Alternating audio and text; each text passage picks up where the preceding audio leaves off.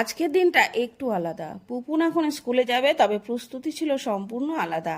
আজ টিচার্সদের সেলিব্রেশন হবে। শাড়ি পরিয়ে দিলাম, তবে মুখে কোনো মেকআপ হবে না, শুধু কাজল, গলায় লাল রং, হাতে লাল রং। বেশ কিছু জিনিস নিয়ে গাড়িতে যেতে একটু সমস্যাই হচ্ছিল। ওরা যাবার পরে খেলাম মুড়ি, বাদাম, সাথে পাঁপড় দিয়ে ভাজা আর চা। এটাই আমার ব্রেকফাস্ট। আর পুপুন স্কুল থেকে এসে খেলো চাউমিন, সাথে একটা ডিম সিদ্ধ। বৃহস্পতিবার ধূপ প্রদীপ জেলে মায়ের ঘর বসালাম। যে মাতৃরূপকে আমরা এত ভক্তি ভরে পুজো করি, অথচ প্রতি মুহূর্তে কোথাও না কোথাও জীবন্ত মায়েরা অবহেলিত, অত্যাচারিত হয় কেন বলুন তো? কোমরে চোট পাওয়ার পর থেকে নিচে বসে খুব একটা কাটাকুটি করি না, দাঁড়িয়েই চাকু দিয়ে যতটা সম্ভব করি।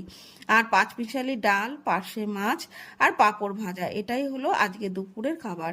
রাতে পুপুন খেলো উত্তাপাম আর পটল ছোট ছোট করে কেটে কালো জিরে দিয়ে ভাজা করলাম, সাথে ডালিয়া। এটা ওর বাবার রাতের খাবার। Thanks for watching. টাটা।